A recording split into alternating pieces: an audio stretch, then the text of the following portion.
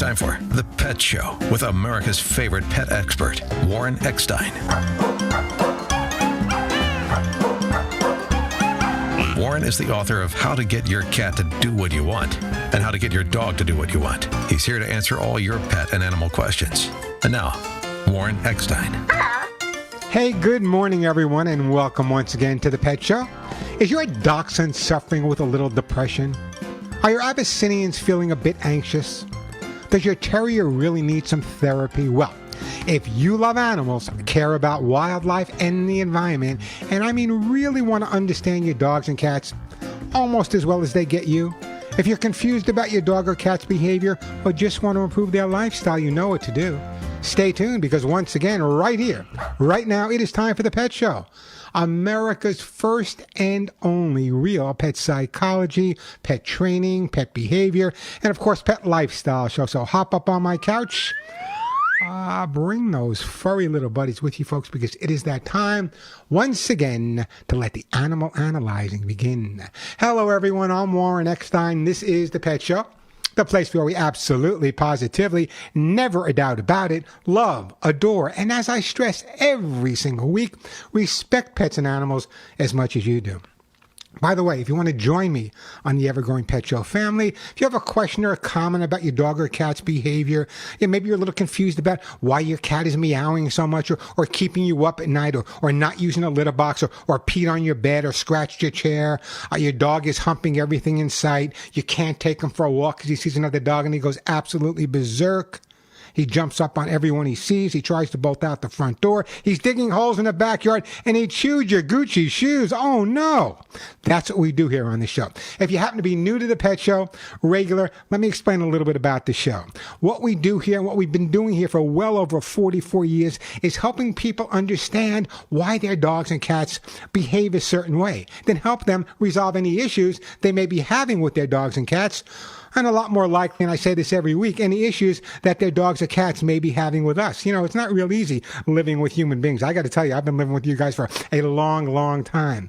As always, plenty of time to answer all of your pet and animal questions. I have some great stuff to give away on this show as well. So if you have a question or a comment or just want to share a great story about your dog or cat or how you're dealing with the heat if you're in a hot area. For example, where I am right now, broadcasting from Arizona, it's about 108, 109 degrees. They tell me it's a dry heat my butt. It's a dry heat, not to worry. Anyway, if you have a question or a comment or just want to share a great story about your dog or cat, great time to give me a call. And if you get through this, a good opportunity, I'm going to send your dog or cat a super gift. And when I say a super gift, we're not talking peanuts here. Some of the items I give away are worth as much as 30, 40, or even $50. So if you have a question or comment, want to share a story, talk about the heat, a great time to give me a call. The phone number here at The Pet Show, 866-870-KRLA, 866-870-5752. 866-870-KRLA. That is the way to get through. Plenty of time for your calls. Lots of great stuff to give away. Busy show today. Got a lot of stuff I want to talk to you guys about. Hopefully we'll get to it all. But as always, your questions, your comments, your stories, always my priority. So, I'm living in Arizona now, and in my backyard is I don't know what it's called, granite, hard granite. And Molly and Willie look up at me and say, "Are you kidding me, Pop? You expect us to walk on this hard granite?" So next week I'm having some special artificial turf that's climate-controlled artificial turf and some pea gravel put in, so Molly and Willie are real comfortable. Oh, by the way, I do have a misting system now for Molly and Willie in the backyard. Not for me and Denise, but for Molly and Willie. But then again, can you imagine people think I'm eccentric when it comes to my pets? Great time to give me a call. The phone number 866-870-KRLA, 866-870-5752. Let me tell you what I have planned for today's show. Really, really, really important stuff. By the way, I see that Byron, you're calling with an English Bulldog. I'm going to talk to you in a little while. You know, one of my big sponsors here is Lucy Pet Products, and they are now endorsed and supporting the Bulldog Club of America. What a great company Lucy is. I'll talk more about that later. Anyway, here's what's coming up. 4th of July, just around the corner. I know you don't want to think about it, but the 4th of July is around the corner. And for thousands of dogs and cats, they are petrified. I mean, petrified by the sounds of fireworks. Perhaps Sound therapy. There's a term I coined. Sound therapy is what your dog or cats need, helping your pets deal with loud noises. Coming up on the show, and I'm not just talking about fireworks, I'm talking about babies crying, sirens, Harley Davidsons, thunderstorms. We call this now sound therapy. I will help you get through, your dogs and cats get through this noise. It's a little close right now for the 4th, but at least you can get started. So next 4th of July, you will be ready for this. And it's really important. And the reason I say that is a lot of people are unaware that the 4th of July is probably the time where more dogs and cats are lost than ever before. The noises, the sounds, the craziness, the parties going on just freak our pets out, and they just kind of take off. So we're going to talk more about how to get your dog or cat assimilated to the noises and how to deal with it as well. And I'll tell you how I got my dogs adjusted to a Harley Davidson, believe it or not, years ago. And it works the same for babies, thunderstorms, whatever sound your dog or cat may be fearful of. Hey, the number here, if you have a question, 866-870-KRLA, 866-870-5752. Okay, put on your cute radar. Coming up, what we're going to take a look at, one of the cutest things our dogs do is, if you're watching on YouTube, I'm trying to imitate, they tilt their head and they give you those big puppy dog eyes, and they look at you. When they tilt that head, come on, when your dog tilts his head, you just want to melt. But what is the real reason your dog tilts his head? It may not be as cute as you think. We're going to talk about that coming up a little bit later on today's show.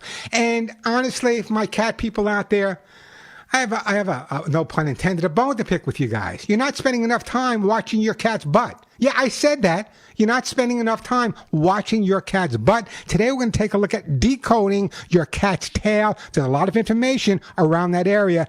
By spending time looking at the business end of your cat, you can tell an awful lot how your cat is feeling psychologically, emotionally, as well as physically. And something I want to talk about, because I've kind of changed my mind on it a little bit. For all the years I was training, whenever I would go to someone's home to train a dog, we always, and the majority of trainers, would use verbal signals, vocal signals like sit, but they'd also use a hand signal at the same time. They might say stay, down, all different types of hand signals. And I always wondered, what's really the importance of hand signals? Why? Is it the matter for me to come to your house and show off and say, hey, look, I don't have to say a word to your dog and watch him come around the back of me or watch him lie down? No, there's more to it than that. I'm going to go over today, and this is real interesting, why many trainers use hand signals when teaching dogs the basics. It's not just showing off. There's really a legitimate reason for teaching your dog to use, to understand hand signals. We'll talk about that as well. It's kind of an interesting subject. And I don't know if a lot of trainers are still doing it. Call me if you are. But years ago, every dog I trained would use verbal signals and hand signals just as a habit that I was in. But now there's like a lot of legitimate reasons to do that. We'll talk about that as well. As always, plenty of time for your questions and comments. As I said, lots of great stuff to give away. Books, air horns, lots of good stuff. Lucy Pet Food. So if your dog or cat is jumping, chewing, scratching, maybe that rescued feral cat is confused about the litter box, or that beautiful stray you took in is not housebroken. Your dog may not get along with other dogs or just believes if he sees it, he's got to hump it. Give me a call. 866-870-KRLA, 866-870-5752. So here's the question of the day. Do dogs and cats know when you're not feeling well? Molly and Willie know when I'm not feeling well. They, right off the bat, if I'm not feeling good, they know it right off the bat. My lovely wife, Denise, is going in for surgery this week, for knee surgery this week. And so she's going to be kind of resting up for a couple of days. And I guarantee you, I will not see Molly and Willie. They will be right on top of Denise the entire time she's recuperating from the surgery. 866-870-KRLA, the phone number. Do your pets know when you're not feeling so well? Give me a call, and I will get to all your calls, I promise. 866-870-5752. Yes, so I am broadcasting from Arizona. I've been in Arizona now about 3 months. The weather is warm where I am, 108, 110, 111 degrees. But I'm okay. I'm covered, folks. Here's why. I have air conditioning in the house. I have air conditioning in the car. And Costco's air conditioned. What else do you need in life? Costco, an air-conditioned car, and an air-conditioned house. That makes life good. 866-870-KRLA. I'm easy to please, folks. Easy. Let's see. It's kind of interesting. My first call today is coming in from beautiful North Providence. I'm assuming it's Rhode Island. So let's get to my friend Byron. Hey, Byron, you with me? Hey, Warren. How you doing? It's actually Brian, but That's okay. You can call, as long as you don't call me something nasty, it's okay. Well, I will never say it. So you're coming from beautiful Rhode Island, right? Yeah, that's it. My nephew lives in Rhode Island. It's one of my favorite states. I love Rhode Island. Yeah, we got all the beaches and everything. Yeah, not a bad place to hang out. Anyway, what can I do for you? All right, so I have a 3-year-old English Bulldog. She's like the most docile dog, just kind of goes with the flow, very low-key. But recently, and she's still playing and everything, so I don't think she's sick. But recently, like, I'll try to get her off the couch to go outside, to go to the bathroom, and after she's like been laying on the couch for a while, not necessarily, I'm not waking her out of a dead sleep or anything, but just kind of hanging out, and she'll usually just kind of like grumble and then I'll just kind of nudge her. I'll be like, come on, baby, let's go, and then she'll get up. But then recently, I tried to get her to go outside, and she actually growled at me, and I was like, all right, whatever, and just come on, let's go. And she growled at me again, like a very aggressive growl. I tried to get her up with some treats, and I was going to work, so I couldn't like wait around for her to go on her time. So I nudged her again. She growled at me. I yelled no, and then she growled again. I yelled no, and then I said, let's go. And then she finally got up and she went outside. Oh, But, Brian, that's Brian, kind of uncharacteristic. I don't know why she's suddenly doing. Well, there's a couple that. of things going on here. Okay, number one, it's not always a bad thing when a dog growls. Very often, when a dog growls, what they're saying to you is, "Listen, you know what? I'm not feeling right. I'm either not feeling physically or mentally perfect right now." So the growl is kind of like someone saying, "Hey, Brian, leave me alone. Not now. Leave me alone. Not now." What you did wrong was reward her for the growling, trying to get her to stop growling by giving her a treat or food. Big mistake at that point. Number one, couple of things I want you to take into consideration. Number one, it's a bulldog, okay? You said she's about 6 years old.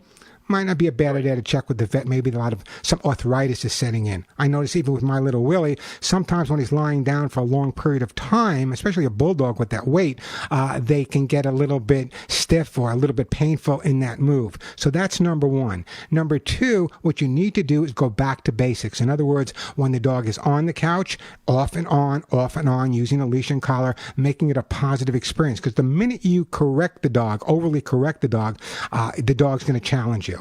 And you don't want that situation to occur because it's going to make things worse. So what you want to do is let the dog know that the growling is not going to get her anywhere, but she's letting you know that she's not feeling good at that point. So number one is when she's off the couch, I would do some basic training at that point. Just kind of sit and stay and walk her around a little bit. But I think at this point, the fact that the growling has just started recently after all this time, number one is I would definitely have the dog checked for any type of arthritic condition. Number two, while you're there, have the vet run a thyroid test as well. I've worked with many dogs over the years that were just like Lassie and Benji, but all of a sudden started showing assertive or aggressive tendencies when they got a little bit older, and it might have been a thyroid condition, and that can change it as well. So thyroid at one point. Number two, make sure the arthritis, and really important, before you get upset, before you get angry at this beautiful bulldog, let's make sure that there's no physiological reason for doing it. Just don't reinforce it. The thing you don't want to do is reward her for that type of behavior. Does that help you out a bit there, Brian?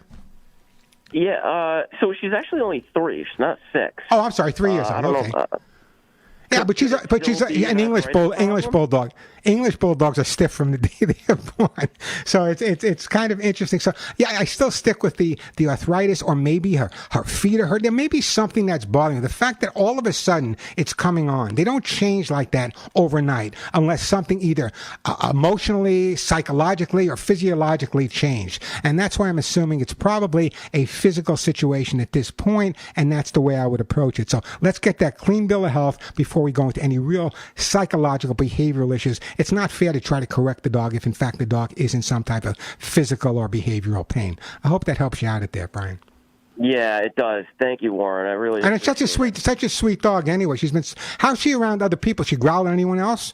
No, not at all. No. So in other words, if you take her for if my daughter tries to get her up, she's less compliant with her than she is with the rest of us, and she's gotten a little growly. But we were kind of like, well, maybe you're just kind of making too much of it because she's never really done it around. Yeah, well, I want you. Let's have those physical tests done. Let's see if that doesn't make a difference. In the meantime, what I am going to do is I am going to say you live in Rhode Island. I know there's fleas there. I'm going to put you on hold, Brian. The lovely Suzette's going to pick up, and I am going to send you for your little bulldog. I'm going to send you some all natural herbal flea spray on its way. Appreciate that phone call. Hey, Lori, James, Paul, Rick, don't go anywhere. Quick break, then right back at you. Hey, listen.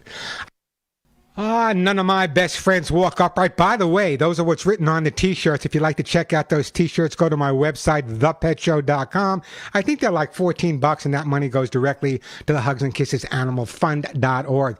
Hey, just before we get back to the phone lines here, by the way, that number, 866-870-KRLA, 866-870-5752. Before we get to Lori, James, Paul, and Rick, what's the primary reason dogs tilt their heads? Let me tell you. Dogs tilt their heads when we talk to them, and this is to adjust their ear positioning, thereby improving their ability to pinpoint the source and tone of the sounds. Tone means everything. Dogs have a much more incredibly sensitive sense of hearing compared to us, and tilting their heads may help them distinguish between familiar as well as unfamiliar words or tones. This adjustment allows them to be more responsive to our emotions and what we're talking about. This is the type of stuff I put on my YouTube channel. I put this up this week, so check out youtube.com/Warren Eckstein, youtube.com/Warren Eckstein. Lots of great info there. Subscribe. It's free. I think you'll enjoy some of the content as well.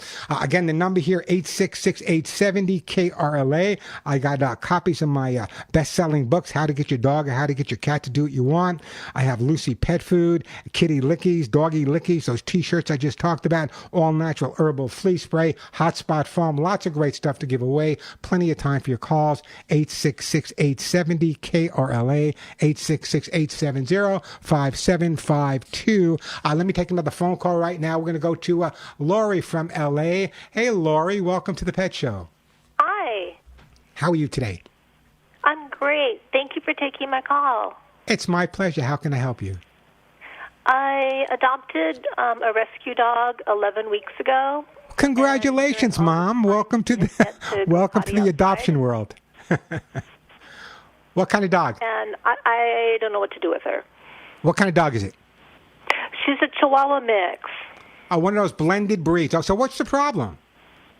I don't know. I take her for a walk, and she doesn't even sniff the ground. She just looks around like it's fresh air therapy time, and she doesn't care that she's outside and has the opportunity to go potty. I've had a trainer here 4 times. Give me some background, Lori. Give me some background on the dog. Potty outside.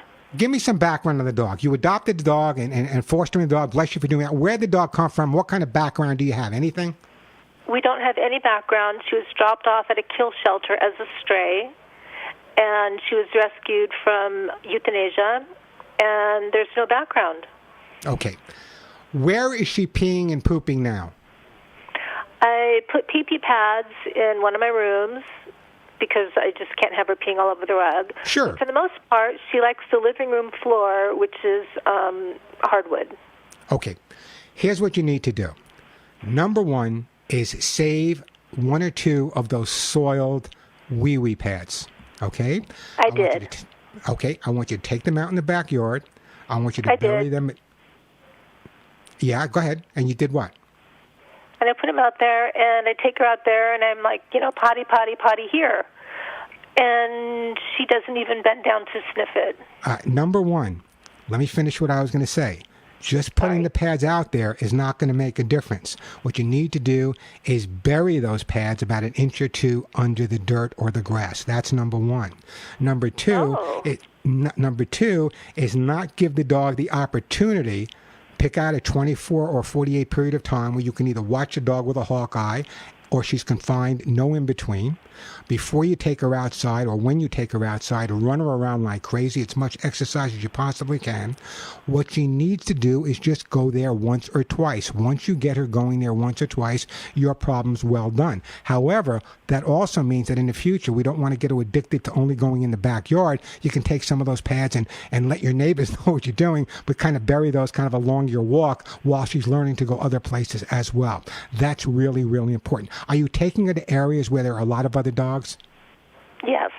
that could be a mistake also. This was a stray dog, a small stray dog on the street. She might be totally paranoid about eliminating in front of other dogs or in an area where she's not feeling more comfortable and confident. That's why she's going in your house and probably not outside.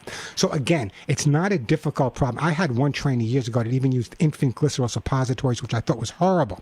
Exercise, not giving her the opportunity to go anywhere else but outside for a day or two will resolve the issue for you. And then you'll be able to find either that perfect home for her, or you may become, well, like most of my listeners, a foster failure. But this is not a big problem. We just got to get it at one time. But it says to me, this I have a lot with small dogs that are rescued. They come inside, they've been out on the street, they've been chased by other dogs, they've been chased maybe by people, and therefore going in an area where that scent of other dogs and people are there may be intimidating to them in terms of them eliminating. Because remember, dogs will circle generally before they poop. Why do they do that? They circle to get the wind direction so they know if anything is approaching them from behind. So it's real important to kind of understand it from the dog's point of view. But again, a lot of exercise. Don't give her the opportunity to go for 24 hours. A lot of exercise, and you'll be way ahead of the game. Now, if that doesn't work, you can get back to me. I'll go a little bit further, but I think at this point, this is the gentle, easy way. And once she goes once or twice, Lori, chances are your problem's going to be over and done with. Oh, that sounds great. Thank you so much. Now, what made you decide? Is this the first time you've decided to foster a dog? Or have you done this before? I did it before, and that dog who passed away, she was perfect. Yeah. Well, and don't compare now. That would be like comparing dogs, but she was perfect. That's like my mother comparing me to my sister, and let me tell you, my sister was a whole lot easier. I mean, although I housebroke pretty quickly. Anyway, Lori, don't go anywhere. I'm going to put you on hold. You sound like a great person. I'm going to send you some Lucy pet food for your rescue chihuahua, and I appreciate that phone call. You know, it's interesting. I'm going to get to all your calls, I promise. It's interesting to me that sometimes when we take a dog or adopt a dog or foster a dog, and my listeners are the best at doing that, sometimes we try to understand, but we don't really understand why. And that's one of the reasons I continue doing the show 44 years later, is because my background in understanding them from their perspective or their point of view goes through a lot of studying in Europe and here. And kind of looking at life from their perspective is the resolution. The problem is a lot of people try to educate or look at behavioral issues with their dog or their cat from the human perspective. And I think it's really important for us to adjust and look at life from their perspective, and we could resolve a lot of issues they may be having. Great time to give me a call, 866-870-KRLA, 866-870-5752. That is the way to get through. The question of the day is, do your dogs and cats know when you're not feeling well? You know, I have rheumatoid arthritis, and there are good days and bad days, and I got to tell you, Molly and Willie are on top of me on those bad days. They know. That's the question for you, 866-870-KRLA. Let me take a quick break, then we'll get back to James in Pomona, Paul in Van Nuys, and Rick in Santa Clarita.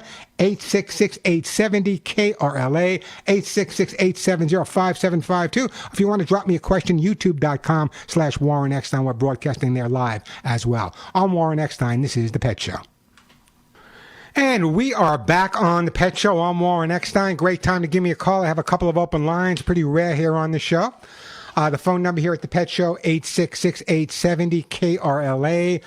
Plenty of time for your calls. Lots of great stuff to give away. I have copies of How to Get Your Dog or How to Get Your Cat to Do What You Want, Anti-Lick Paw Spray, Lucy Pet Food, Kitty Lickies, the brand new Doggy Lickies, which dogs absolutely love. Those T-shirts that say, "None of my friends walk upright." By the way, that if you buy those T-shirts, I donate that money to my Hugs and Kisses Animal Fund, which I'll talk a little bit more about later. People are starting to realize that this is the group that perhaps they should be donating to, because it's going to all the small mom and pop groups all across the country. Again, that number, excuse me, 866-870-KRLA, 866-870-5752. That is the way to get through. Let's go. You know, I got James from Pomona. James has a sister with a 4-year-old dog. We'll go to James. Then we got Paul. We got Rick. But I do have an open line. So if you want to give me a call right now, 866-870-KRLA. Even if you just want to answer the question about whether or not pets know that you're feeling well, that could be part of it. But the other part of the question is, when you're not feeling well, Having your pets around, does that make you feel better? That would have been the better question. Where was I thinking? When you're not feeling well, having your dogs and cats around, either physically or emotionally, does that make you feel better? I'd love to hear from you. 866-870-5752. Let me go to James in Pomona. Hey, James. Welcome to the show. Hello, Warren. How you doing today, James? Okay. I just got back visiting my sister in Pennsylvania, and she has a 4-year-old lab that barks for everything. As long as it's moving, she'll bark. How do I stop that? Or how do they? Well, let me ask you a question. When you say, let's say it's barking, how long is it barking for? Well, actually, it can be extended. It doesn't. Most of the time, until those people leave, and sometimes after they've left, she'll look out the window and then stop or continue until the animal or person, or car or truck, is completely out of sight. Okay, so the problem here is not your sister's dog, James. The problem is your interpretation of the dog. Dogs bark when they see something. That's what dogs do. And they usually bark from the time they see it till it's out of their sight.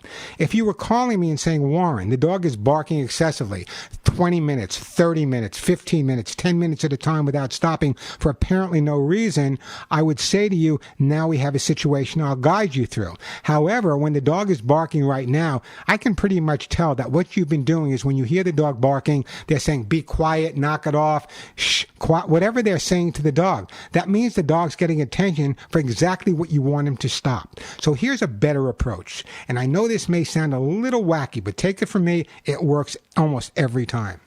My dogs, when I first adopted Molly and Willie, they were rescues too, so they would bark once in a while.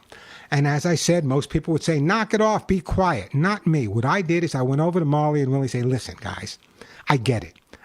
There's a lot of bad guys out there. You let me know they're out there. Thank you. I'll get it from here. I'll take over. Let's go somewhere else. So in other words, the minute you try overly correcting them by yelling at them or telling them they're doing something wrong, you're paying attention to what they're doing. Now that attention may be positive or that attention may be negative, but it's still attention, and they continue doing it. So a lot of times, and I get so many calls about, and I just did a whole thing on my YouTube channel about excessive barking. What is excessive barking? Excessive barking is excessive when it takes place for a long period of time. But when the dog is just barking because it sees something, or it sees a car or a bike or a skateboard or a jogger or another dog outside its window, that's what a dog's supposed to do. And very often when people try too hard to curtail normal behavior, they create more problems. So I say this, when the dog is barking, say, hey, thank you. You saw the bad guys? I got it from here. Let's move on. That's a much, much better approach. That make any sense to you, James?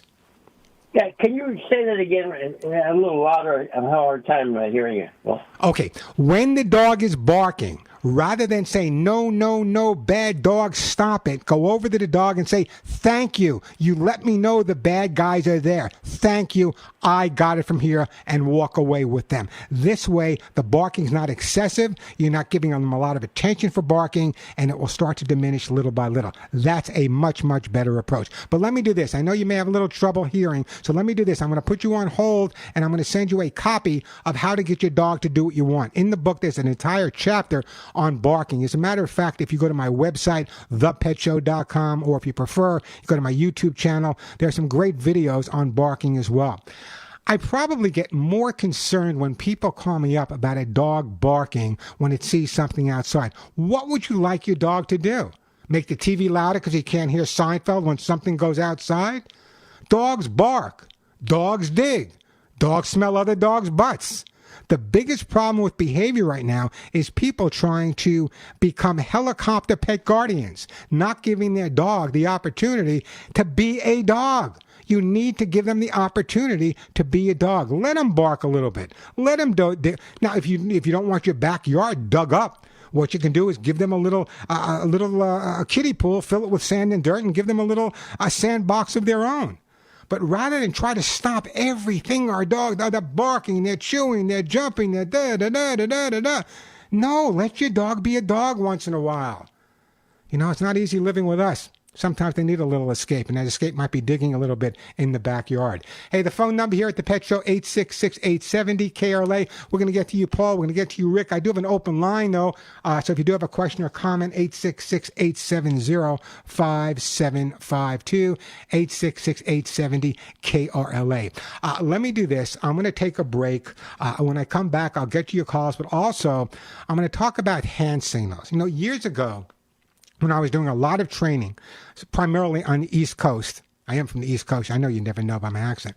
The bottom line was this, that every trainer would go into someone's home and they tell them what they were going to do for their dog. I would never say a word. If I were to come to your home to train your dog, I would say, hand me the leash, hand me the harness, hand me the collar, a watch. And that's what I would do. I would work with the dog at that point. But everyone was using hand signals, including me.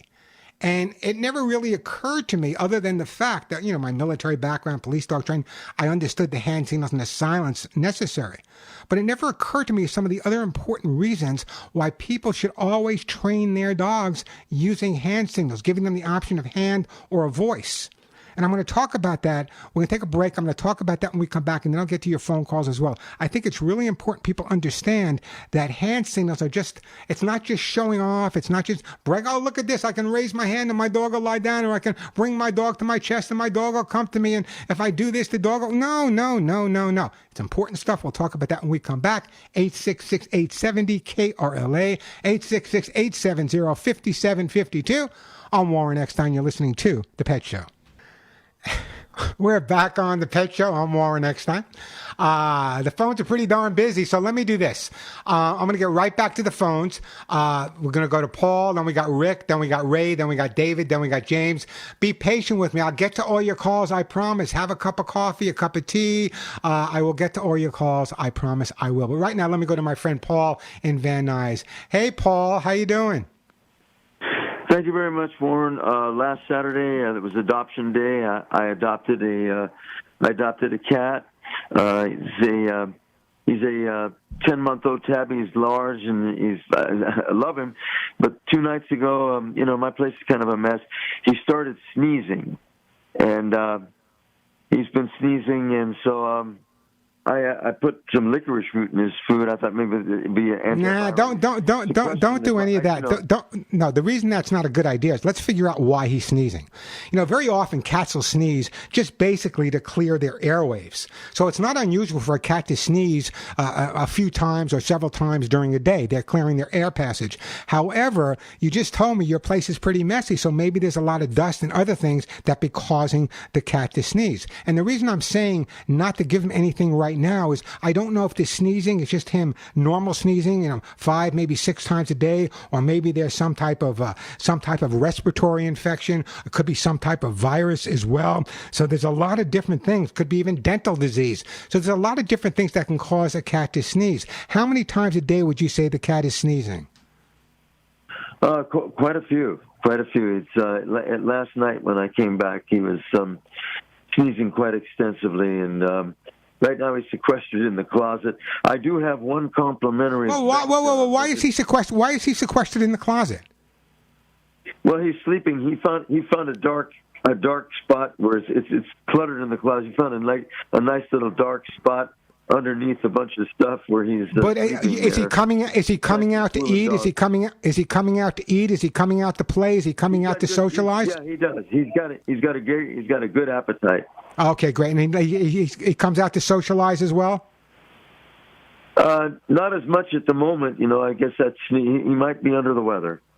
It could be under the weather. It could be just a major change. You just adopted the cat. It could be something that's going on. Let me tell you, if you believe that he's, sneezing more than normal, I would either contact the rescue you got him from. I'm sure they have vets they work with, or take him to your own vet to make sure there's no real physiological reason for the sneezing, which could be handled pretty easily. But it could also be that your environment's different. It might be dusty. You're telling me it's a little messy. It could be dusty in there. Could be other things in there as well that are causing sneezing them. But as I said, for a cat to sneeze 4, 5, even 6, 7 times a day, sometimes it's just clearing their airway. So I would not be overly concerned about that. If you start noticing his appetite is changing, his behavior around you is changing, that would be indicative of something else going on. But the fact that you just got him a week ago, his appetite is great. His appetite is wonderful. I would just have it checked by a vet. Just run it by a vet. It's probably nothing. I've got one complimentary visit to a pet that they gave me. It was the animal shelter that I adopted him. Well, then go have it checked out. Complimentary health visit. Well, great. Go have it checked out. But what I would do before you go there is, like any good vet, any good doctor, keep a little chart. How many times a day do you assume that the cat is sneezing? Is there a certain time of day that the cat is sneezing more than other times of the day? This is all indicative of helping the vet figure out what's going on. So I would take that appointment. But again, most of the time I deal with sneezing cats, it's nothing more than them clearing their airways. Okay, thank you. Paul, don't go anywhere. I'm going to put you on hold, and we're going to send Paul some kitty lickies. But again, it's a great question, by the way, and I'm glad you're so on top of it, noticing that the cat was, in fact, sneezing that way. Let me do this. Let me go over some hand signals with you. Then we'll get back. We'll get to Rick. We'll get to Ray. We'll get to David. 866-870-KRLA. I want you guys to listen to this carefully, because hand signals are more than just showing off. I wrote this week, and again, it'll be posted on my YouTube channel. You know, dogs are nonverbal, so they rely primarily on body language to communicate. Hand signals are body language cues that let your dog know what's expected of them. Dogs learn hand signals easier and sooner than verbal commands because they are animals that rely primarily on body language. But here's something important. Hand signals train your dog to keep their eyes on you and what's going around them. That's important. Sometimes in situations with lots of noise and commotion, your dog may not be able to hear you correctly. Knowing the proper hand signal for each command helps you communicate through all the audio clutter. And finally, many dogs, and so many of my listeners adopt older dogs and have older dogs, many dogs lose their hearing at certain parts of their life. Knowing hand signals will give them a leg up on your communication even as their hearing starts to deteriorate. So there's a lot of reasons for hand signals, a lot of noise, a lot of commotion going on. They're more apt to see that. It'll teach your dog to keep their eyes on you. And again, as I said, as our dogs get older, and it works for cats too, but as our dogs get older, they may not hear the same way, but the fact that they're usually focused on you because you've been using hand signals will give you a much more comfortable way to communicate with your dog on a regular basis. So it's more than showing off. I know it looks great, and I know when I'd go to someone's house who had this totally untrained dog, and in 5 minutes I'd put my hand down and the dog would lie down, or I'd tell the dog to stay and the dog would stay using a hand signal. No, I'm not a genius. I'm just smart enough to realize that dogs respond more to nonverbal commands than verbal commands very often. So just another reason to teach your dogs hand signals.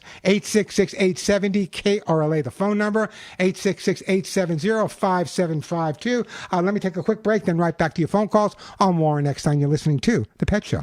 We are back on The Pet Show. I'm Warren Eckstein. Let me get right back to the phone lines here. I do have an open line, by the way, 866-870-KRLA, but right now it's Rick in Santa Clarita. Hey, Rick, welcome to The Pet Show. Hello, Warren. How are you? I am doing good, Rick. How can I help you this beautiful morning? Well, it's regarding my family's cat. Mostly my daughter's cat, emotional support cat, 4 years old. But my daughter is leaving for Florida to do work there in an internship program for 6 months. And so we're concerned about separation anxiety, actually on both parts, but mainly the cat. What's the cat's reaction now when your daughter's gone? If one of us has gone, she gets emotional. She likes to see us all at home, and so in fact, recently my wife and I took a trip on a cruise, and she was happy to see us come home. But in the meantime, what we did was we communicated on video chat with her at night. I love you, Rick. I automatically, I love you and your wife right off the bat, communicating with your cat while you're on a cruise. You know, it's kind of an interesting question. It's going to be a lot of difficulty for both the cat and both your daughter at this point. The best thing that you can do is to keep your cat keep the cat as mentally stimulated as you possibly can. You hear me talk about new items in the house all the time: cardboard boxes, paper bag, all that stuff. New plants, new this, new that. Bringing gifts, spending more time with the cat. All that stuff's going to make the difference in the world. I don't think we're going to deal with the separation anxiety that much once your daughter's gone for a while. But I hope you're working on your daughter's separation anxiety from the cat as well, being that you said it was an emotional support cat at this point. Just make sure that the cat is getting plenty of private time with you, private time with your wife, family time. Make as many changes as you need to make, and you should be absolutely fine.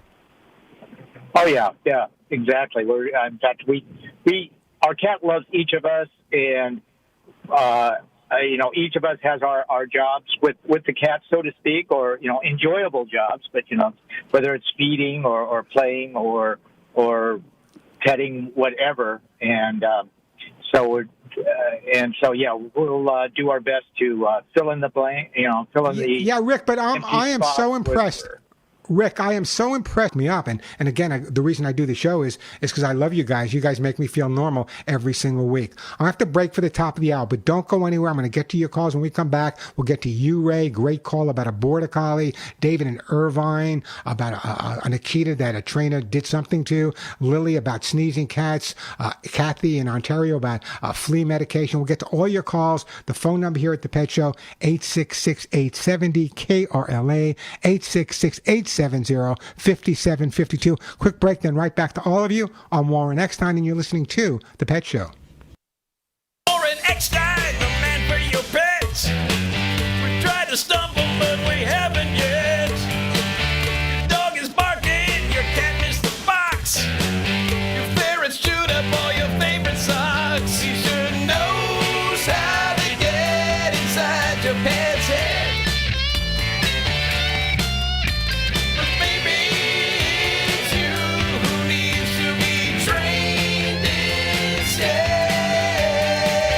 And if you love dogs and cats and want to find out why they behave the way they do, how to resolve any issues they may have with their behavior, or any issues you may be having with your behavior, according to your dogs and cats, this is the Pet Show. That's what we do here. We help people and their dogs and their cats understand each other a whole lot better. Hey, the phone number, 866-870-KRLA. Let me do this. The phones are jammed. We got Ray, David, Lily, Kathy. We're going to get to your calls, I promise. But let me just take a couple of minutes at the top of the show, because I don't want to run out of time here, and I want to talk about sound therapy. I know it's a big word, sound therapy. What does it mean? But listen to me. I wrote this week, and it's really, really important because so many dogs and cats suffer around the 4th of July and all summer long with different sounds. So listen to me. Hopefully, this will help you guys out an awful lot as well. Fortunately, these days, it's very easy to find the sound of fireworks and other sounds for training your dog right online. You can pick up the sounds of fireworks. You can pick up the sounds of a baby crying, any sound you want available online. Now, before you play the sounds for your dog or your cat, make sure the volume is barely audible on whatever machine you're using. The last thing you want to do is freak or scare the dog or cat out by starting the process with a loud noise. To make it more realistic, and this is where you really have to dive in. If you really want to make it realistic, if you have the opportunity, use stereo. Have it come from 2 speakers or even 3 speakers, either side, because that's what fireworks are going to sound like in the future. The best time to work with your dog or your cat is when they're calm and when they're relaxed. Every day, simply play the sound very quietly. I mean, very quietly. But remember, your dog's hearing is far better than yours. So when I say quiet, I mean barely audible. And as the dog remains calm, that's good. Now, you have begun what we call desensitizing the dog to the sounds. Little by little, by hearing the sounds and increasing the volume a little bit at a time, we're actually desensitizing the dog to that sound and hoping he's relaxing a little bit more. Now, there are different types of firework noises, and they're loud, so I want you to understand you may have to download a few different sounds. Now, you say, is that it? I've desensitized my dog. Is that all I got to do? No, that's not all you got to do. I'm a behaviorist. I don't want your dog just to deal with it. I want your dog to not fear it at all. So Counter conditioning. You want your dog to associate the noise with a pleasant experience. Decide what your dog or cat would prefer, a treat, a game with you, then play the sound, and after a while, offer the treat or the game. Of course, if your dog reacts badly to the sound, lower the volume and start again. This is not going to happen overnight. But I promise you, the dogs I worked with, and I remember working with a few dogs in Europe, primarily in Germany and in Belgium, and they were being trained for whatever they were being trained for, but they had to have no fear of the sound of gunfire right next to them, a lot louder than even fireworks would ever be. And it didn't happen overnight, but I used very similar methods to the method I'm using with you or recommended to you. It just takes time, a little patience, and maybe a glass of wine once in a while will help you get through it. Sound therapy. If you want to know how to deal with noise phobias, great chapter in my book, How to Get Your Dog to Do What You Want, How to Get Your Cat to Do What You Want, also at thepetshow.com as well as youtube.com/Warren Eckstein. By the way, if you're not subscribing to youtube.com, why? It's free. youtube.com/Warren Eckstein. All right, let me get right back to the busy phone lines. I want to get to as many calls as I can. 866-870-KRLA. The question of the day is pretty simple. Do your dogs and cats know when you're not feeling well? You know, I talk about the fact that I have rheumatoid arthritis and I've gone through a cancer situation the last couple of years. And I got to tell you, Molly and Willie knew exactly when I was having a bad day or a bad moment, and they just came up and made me feel better. Do your dogs and cats do the same thing? Give me a call if you get through. I'll send you a great gift. 866-870-KRLA, 866-870-5752. Up next, I'm going to take you guys in order. Let's go directly to Ray in San Dimas. Hi, Ray. Welcome to the Pet Show. Hello, Warren. How you doing today, Ray? Fine. Thank you for taking my call. It's my pleasure. Long-time listener. I listened for years, and I appreciate it's my first-time call. Well, what can I do to help you out, Ray? Okay, so because I know you're busy, my son got a border collie about almost not quite 2 years ago, right? And they are a handful. So this is now your grand dog. It's my grand dog. Okay. Well, it's my son's dog, but he spends a lot of time with me. But it's your grand dog. If your son had a kid, it would be a grandkid. So it's a dog. It's your grand dog. It's my grand dog. There you go. Anyways, I went through the chewing thing. He ate the couch, because I know border collies. They're a handful, but I love this dog. Thing is that he ate a lot of blankets. I never scolded him for it because the thing is that I talked to him about it, and I got a new couch. He's doing good, but his excessive barking, and I have an older dog that I rescue animals. Somebody threw a dog that just had babies out about 14 years ago, right? Gosh. And she was lactating, and I brought her home, and I had her. Well, about 2 years ago, my son brings the dog home, and now he herds her. We talked about that. He's a herder. And so we got that under control, but the excessive barking is something I want to. I heard you talk. Ray, a couple of different things. First of all, you have a border collie. What does that mean? That means that you're probably living with something brighter than the rest of the family. Let's be honest, okay? They're incredible breeds of dog, very, very intelligent. However, the bulk of issues that crop up with border collies and certain other breeds like them is when they're not getting enough to do, when they don't have a real job to do, when they become stagnant mentally or stagnant physically or emotionally drained. They get that way. So this is a dog that definitely needs a job, really. Maybe IT is the way to go. All joking aside, though, Ray, when you have a breed like a border collie and there's excessive barking involved, and the fact that you already let him chew up, I wish you would have called me back then. You don't have to lose a couch just because you have a border collie. But the concept here is they're incredibly bright, incredibly intelligent, but they really, really need something to do. It's like a bright child. If you don't give them things to do, if you don't give them things to use their hands on, what they're going to do is they're going to find things that you may not like. And it's no different with our dogs. And a dog's mouth is kind of like a human's hand. So the fact that it was a chewing problem and now it's a little bit of a barking problem, what are you doing right now? First of all, what's the dog's name, Ray? The dog's name is Lancer. Lancer. And what is it that you do when Lancer is barking, and how long is he barking at a specific time?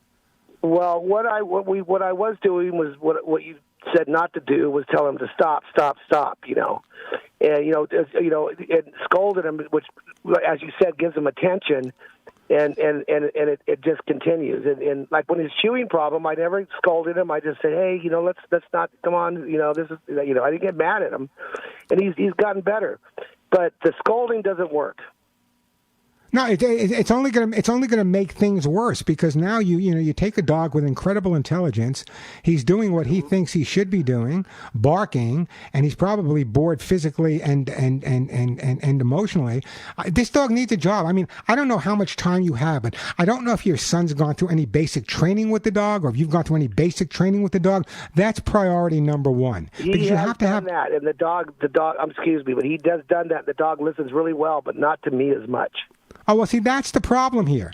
A well-behaved dog should respond to all members of the family. That's why if you were to hire me as your trainer, okay, not available, but if you were to hire me, I would come to your home and I would make sure that every single person that had access to this dog would be involved with the training. Because if you do it one way, your son does it another way, another member of the family does it a third way, the dog's going to call me and say, hey, Warren, they're making me absolutely crazy. So that's why continuity is so critical in dog training. Really, really critical. If it's not done properly, behavioral issues crop up like barking, digging, even aggression. So what I would do is work with your son, do good basic training with the dog so the dog is as responsive to you as it is to your son, but then get into some advanced work, maybe some agility training, or maybe just teach the dog some other things, hang a tetherball in the backyard, get a couple of sheep and let him herd them in the whatever you need to do to stimulate. I thought about those two things, Warren. I thought about that. I thought about it because I wanted to get a sheep to help me do my lawn, and I have them as a pet because I don't eat lamb. But the thing is that I thought it might be good for him to herd him a little bit because he herds my old dog into the corner. But there are groups. What I would do is I would contact the local border collie groups in your area, in the San Dimas area or in LA. They have groups where they actually work with these dogs and do herding, and they even have herding trials. So that's maybe something to get the dog involved with. Let's not blame the dog when the dog is not getting the stimulation it needs to get physically and mentally. This is not a problem dog. It's a dog with an issue, easily resolved. Give the dog a job. I agree with that. You know what? I've listened to you for years, and I've always took a lot of advice, but I thought I'd want to call and see what your input was. He's an extremely smart dog. Yeah, well, the smarter a dog is, the more intelligent the dog is, the more difficult they are to train.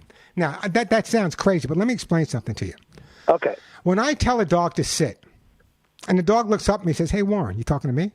I know I have a bright dog.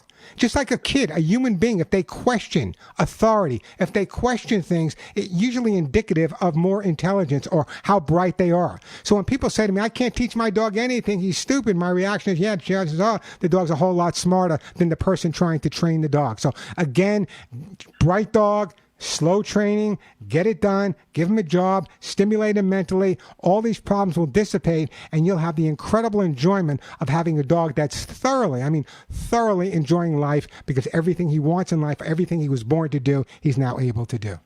Yeah, I am his grandpa, because when my son, after a year and a half, got a girlfriend that comes over, they watch movies, and he put her outside the door of his room, and the dog didn't like it.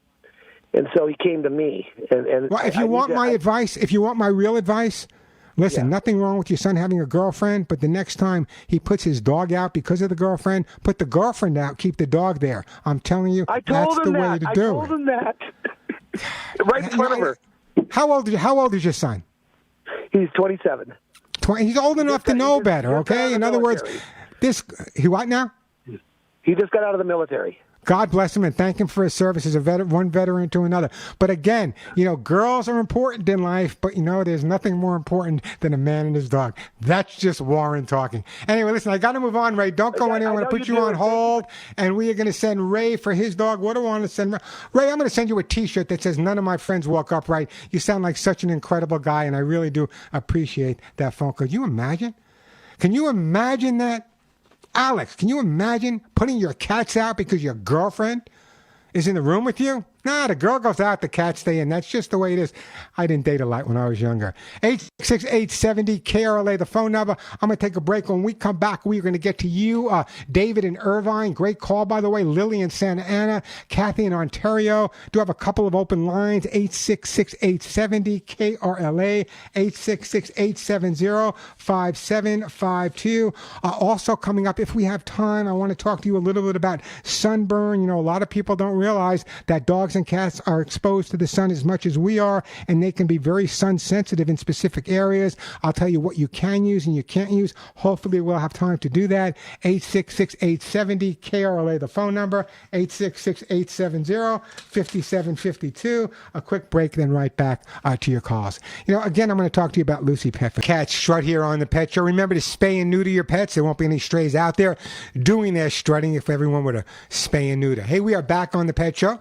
Great time to give me a call if you have a question or comment about your dog or cat's behavior. The phone number here, 866-870-KRLA, 866-870-5752. Just before we get to David, Lily, and Kathy, I told you I'm broadcasting today from Arizona, where it's going to be, I think, 108 or 110 degrees, and it's so important. It may not be that hot. I know it's not that hot where I used to live in Santa Monica or parts of California, but in the Valley and the Inland Empire, it does get hot. And a lot of people don't realize how dangerous the heat can be for your dogs and cats for that matter as well. Dogs have a pretty high intensity for pain. So sometimes they'll go out in the back or they'll walk on grass or that's really hot, or they'll walk on concrete or blacktop, not even realizing that they're burning their feet. So it's really, really important before you go outside with your dog. I know this sounds crazy to people.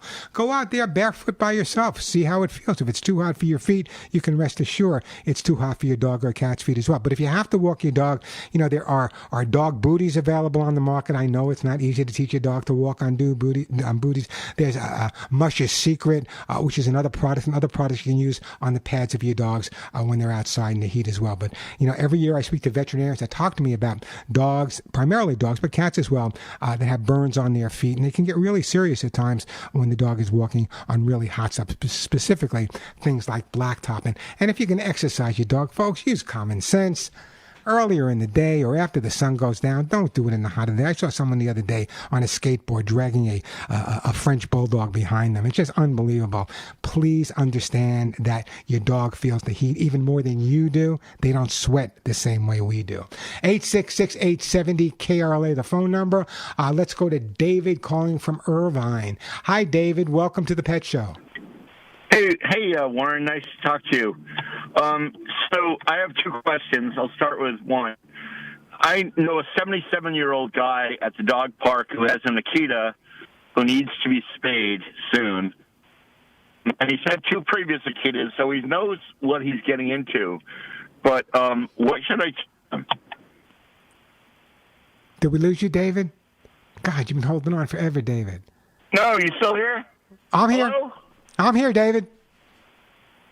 Okay. Go ahead, David. So there's a 77-year-old guy at the dog park who's got an Akita who's 7 months old, and he's had two previous Akitas. What shall I tell him? Why isn't the dog spayed? He's going to get spayed soon. Okay, so your question to me is? Any advice on managing an Akita? Oh, in other words, is it a young Akita or an older dog? He's a 7-month-old Akita. He's going to get neutered really soon. Oh, okay, yeah. Let me tell you something about Akitas. I love them. I trained some of the first Akitas that came into the country. There was a place in New York, and it was horrible, but they were selling Akitas like crazy. For a while there, Akita was the in dog to have in New York City. As a matter of fact, on Fifth Avenue, there was a pet shop called Akitas of Distinction, and they had all these Akita puppies in the window, and people were spending $1,000. It's an incredible breed of dog, but they do need to be socialized like most dogs, and they do need to be educated. If this man is in his 70s, and an Akita is a strong, powerful beautiful dog. What he needs to do is find a trainer to work with him at his home as well as the dog park, not to train the dog for him, because I can make the dog look great. Not that my ego isn't getting in my way, but I can make the dog look great in 5 minutes. It's not how the dog listens to me. It's how the dog listens to this 70-year-old man. So I would make sure I would have a conversation with him. I would say, listen, here's what I recommend. Let's find a trainer that you can work with a positive reinforcement approach that's going to work with you and train the dog at the same time he's working with you. That's the best way to approach it. 70-year-old man, Nikita, is not out of the question. I just hope that, like everyone else, when you get a little bit older, you make plans if anything would happen to you. Yeah, so he knows Akitas. Has he had them trained in the past? He's had 2 before, and this is his third. He's 77. It's crazy ass, but yeah.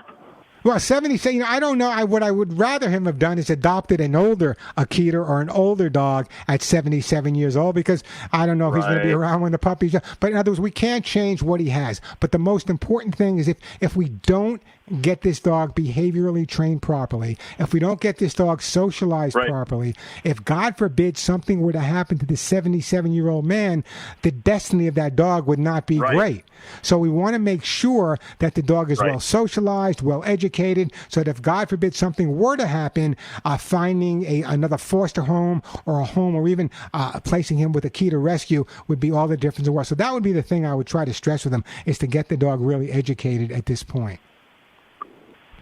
Excellent. Can I ask you a second question? Sure, go ahead. At the dog park, there's a very, it seems, intelligent woman who's a dog trainer, and she yanks on her dog to control it. And there's also a YouTube guy called Doggy Daddy who has seemed to be able to really control nasty dogs with a really harsh pull. And I'd like to know what you think of that harsh pull. Okay, well, first of all, I am not in favor of any type of harsh or aversive type dog training whatsoever. Now, there are certain situations, let's be honest with each other, I don't know what they're doing, but there are certain situations when you're dealing with a highly assertive or aggressive dog, sometimes you have to get a little bit of control at that point. So sometimes a jerk on the harness or collar is the way to go. But if you're telling me the jerk appeared hard to you, and she's a trainer and she's consistently jerking the dog, if she's a trainer, why isn't the dog trained? Why does the dog have to be jerked around? It looks okay to me, sir. Well, it may look I'm okay to you, but is it okay for the dog? So in other words, I'd have to see it, a jerk correction is used by a lot of trainers. There's a lot of different approaches to it. But so many trainers really, I've seen trainers actually break chain collars on a dog's neck. I've seen trainers break prong collars on a dog's neck. Here's the most important thing to remember.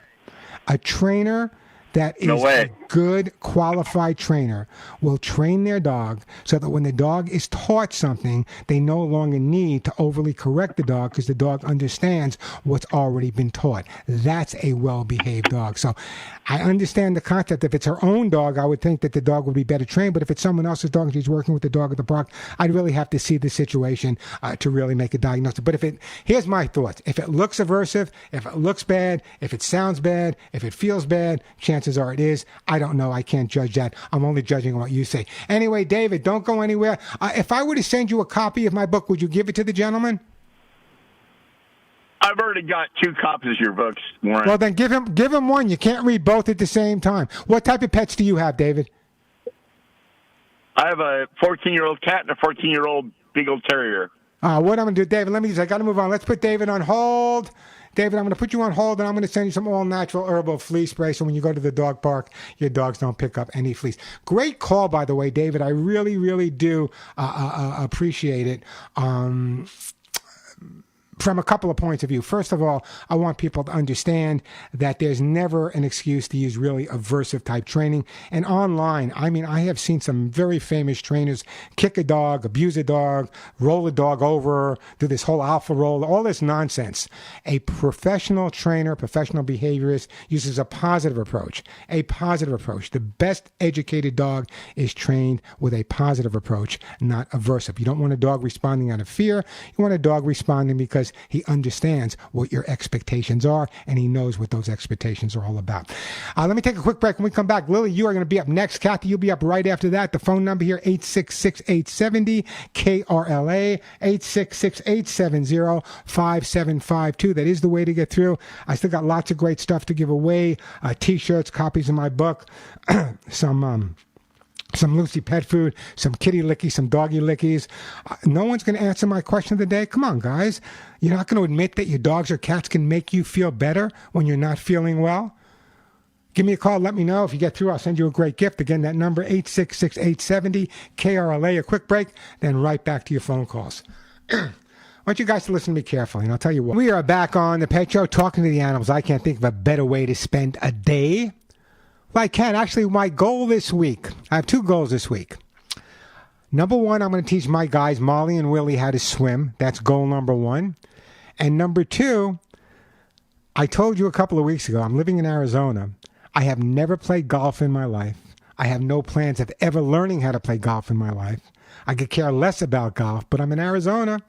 Everyone's driving a golf cart, so I had to get a golf cart. So after teaching Molly and Willie how to swim this week, I'm going to have to teach them how to ride comfortably in the golf cart with Denise and myself. We will be quite the crew. I'll get some video.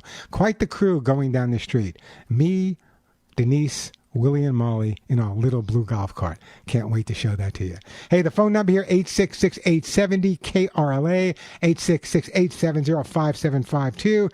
Still got some Lucy pet food, flea spray, T-shirts, kitty lickies, doggy lickies, great stuff to give away. If you have a question or a comment, I'd love to hear from you.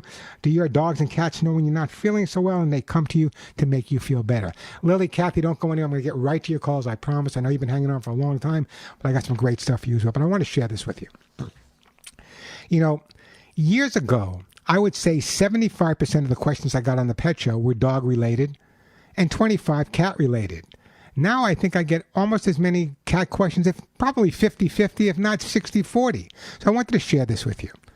I wrote this again this week on my YouTube channel. If you're not there, I don't know why, youtube.com/Warren Eckstein. Here's the thing. Are you using more makeup because your cat is getting you up before sunrise? I'm going to help you get that beauty sleep. In addition to being active at dusk, cats are also known for getting the kitty zoomies at dawn. This is probably a time when you'd like to get a little bit more sleep before your alarm goes off. But this cat behavior comes naturally, and your beautiful little kitty doesn't care what time your alarm is set for. If you're serious about curbing those early wake-up calls, start by installing blackout shades or blinds in your bedroom so the sun won't rouse your cat. Then stick to strict feeding times, once in the morning, but not right after you rise, because then the cat associates you getting up with getting food, and once shortly before you go to bed. I recommend a little bit more food than that as well, but a lot of people do that. The cat will wake them up in the morning, and the first thing they do is feed the cat to quiet the cat down. Why would the cat stop waking you up? If he knows if he wakes you up, he's going to get a meal. Like me, if I knew that if I woke my parents up when I was a kid, I was going to get chocolate chip cookies and a bottle of Yoo-Hoo. Yoo-Hoo, I haven't had that in a long time. You would rest assured, Yoo-Hoo, I need some Yoo-Hoo. You can rest assured that I would do the same thing. So blackout shades, exercise them a little before you go to sleep at night can make all the difference in the world. But blackout shades and curtains can make all the difference, because that light coming in instinctively says to them, hey, time to get up. 866-870-KRLA, the phone number. Hey, Lily in beautiful Santa Ana, welcome to the Pet Show. Hi, Lily. How are you? Hi, fine. Thank you. Good afternoon. What can I do for you today, Lily? I'm sorry? I said, what can I do to help you out today? I really wanted to call and comment on the gentleman who was had a sneezing cat. Yeah. So we had something similar. It was a sneezing dog earlier this week, and she was having fits of sneezes, like 4 or 5 at a time, and it was all day. I think one day she must have sneezed about 100 times, and each time she was hitting her snout on the floor. Oh, poor thing. Yeah. But it was something really unusual, and this went on for about 2 days, and I said, something's wrong. We took her to the vet, and he had to put her to sleep a little bit, and she had a very fine filament in her nasal pharynx. It was about 2 inches long, and it was in there, and she tried to blow it out, she tried to sneeze it out, and she just couldn't do it. So I mean, the kitty that he had, I mean, it could be even something just as simple as a fine hair stuck in there that they just can't get out themselves. Yeah, that's what I was talking to him about. You know, a lot of cats will sneeze trying to clear their passage. They try to get whatever's in there out, but as you said, I guess sometimes they can. And so once your vet was able to clear the passage, the cat was fine again? Yeah, it was our dog. I know it's a different animal, but it's kind of the same situation. Yeah, it was like 3 days. She couldn't clear it out, poor thing, and she got a bloody nose because she hit her snout on the floor. What kind of dog is it, Lily? What kind of dog is it? She's a Chihuahua mix. I was going to say it's got to be a little dog, a little blended breed, a little dog, especially if she's hitting the jaw on the floor. It breaks your, people that really adore their pets, like you and me and all of my listeners, any little thing we notice that hurts our dog or upsets our dog is like we feel the pain ourselves. Just the other day, for example, my Willie he had a little limping problem. He's fine now, with a little limping problem for a day or two, and it just broke my heart. I've dealt with dogs with 3 legs to it, but it just breaks your heart because they just look at you as if, hey, Pop, I know you're like the Wizard of Oz. I know you can make me feel better. There's nothing you can't do to make me feel. And you feel so horrible because no matter what you want to do, you try everything in your power, but sometimes you just can't do it. And I know it breaks my heart. So have you always had dogs, Lily, your whole life? When I was younger, we had a dog, but for really the most part of my life, I had cats. It wasn't until we got married and I rescued a dog, and we just started having dogs more. So let me ask you the question.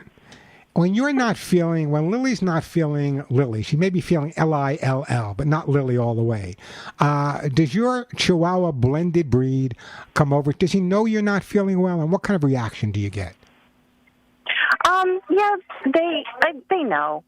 They like to cuddle up real close. They know, but believe me, they still want their snacks. So.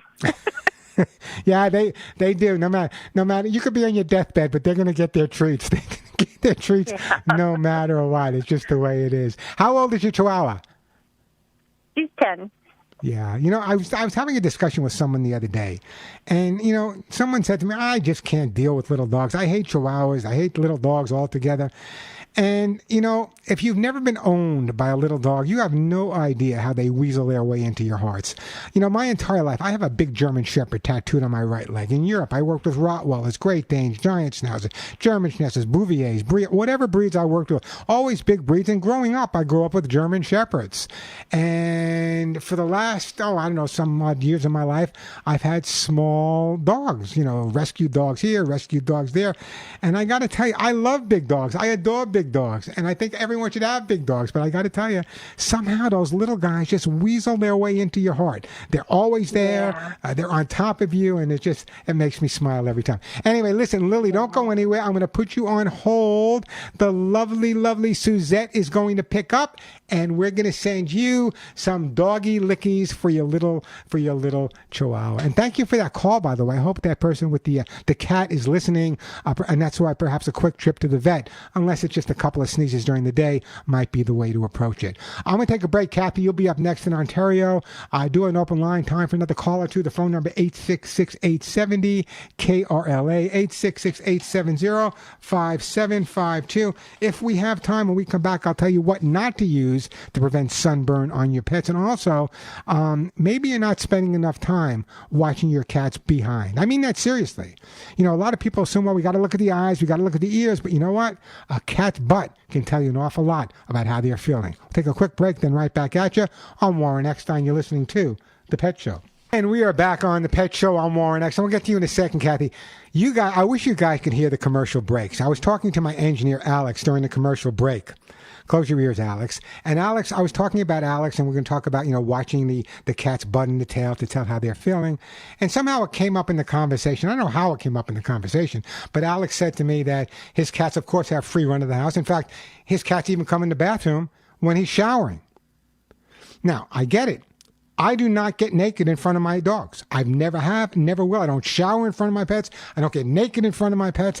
That's just me. I don't have anything against Alex for showering in front of his cats. But the bottom line, when you leave the door open, they may come in. Who knows? I close the door when I shower, Alex. That's just me. Maybe I'm shy even around my dogs and cats. There you go. Anyway, I get undressed, but I never shower in front of my pets. That's just me. Go ahead, Alex. Take a shower. Hey, Kathy. Well, welcome to the Pet Show. You got to hear the in-between show sometimes. How can I help you, Kathy? Hi, Warren. I have an answer to your question about whether the pets feel our emotions or not. Do you have time for a quick story? Sure, go ahead.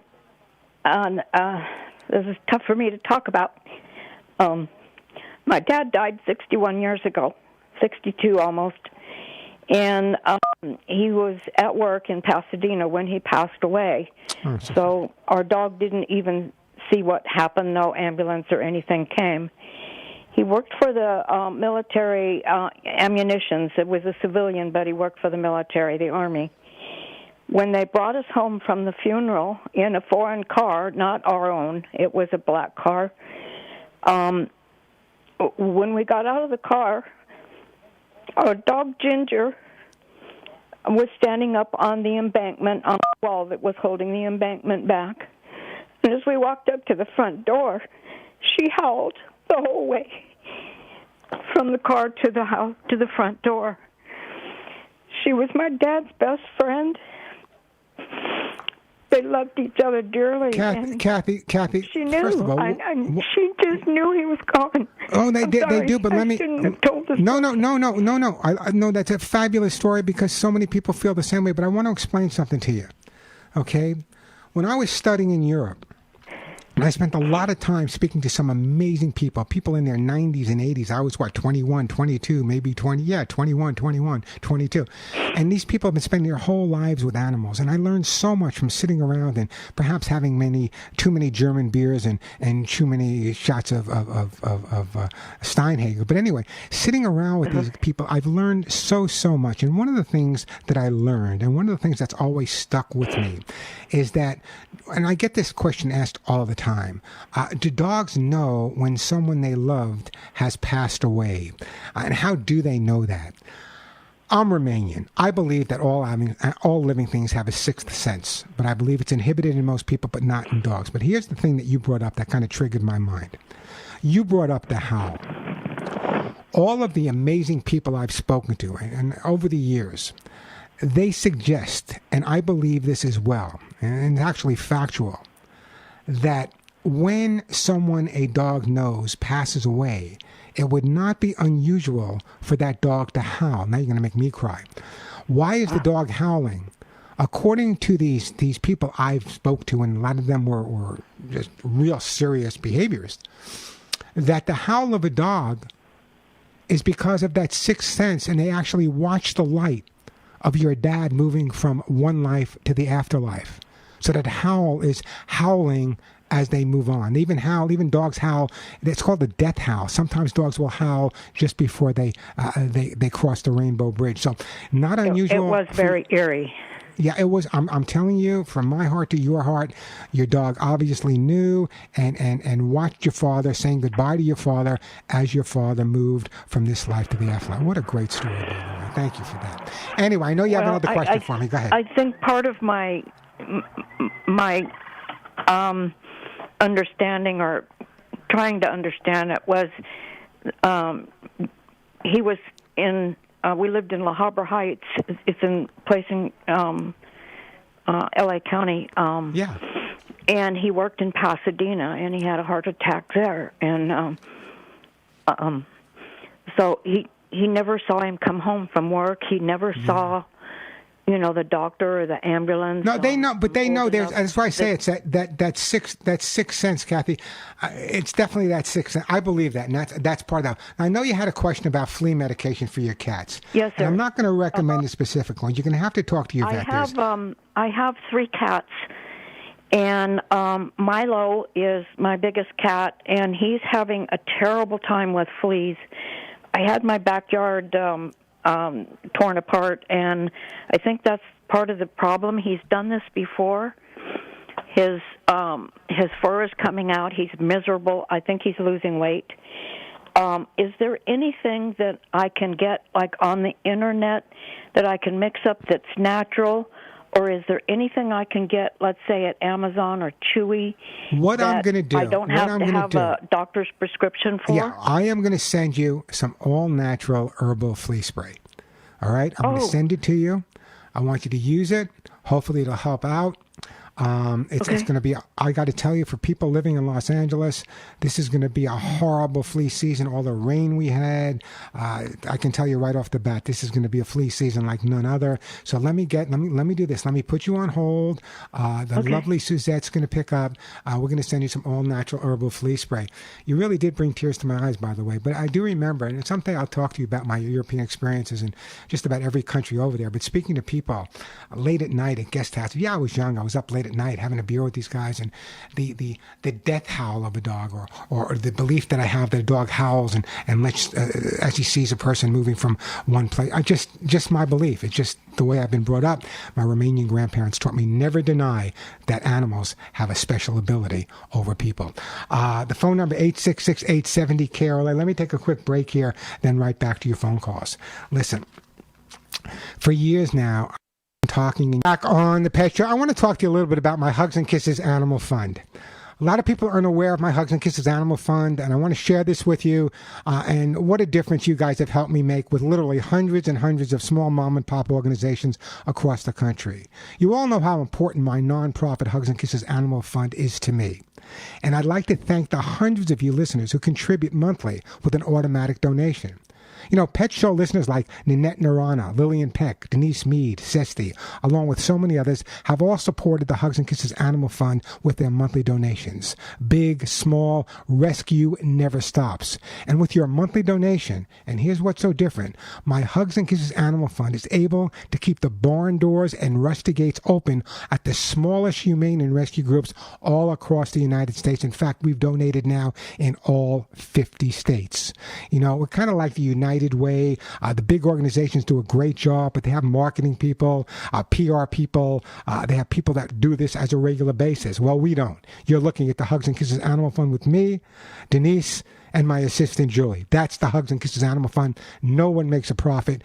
No one gets a penny. As a matter of fact, even the expenses, every expense at Hugs and Kisses Animal Fund comes out of my pocket personally.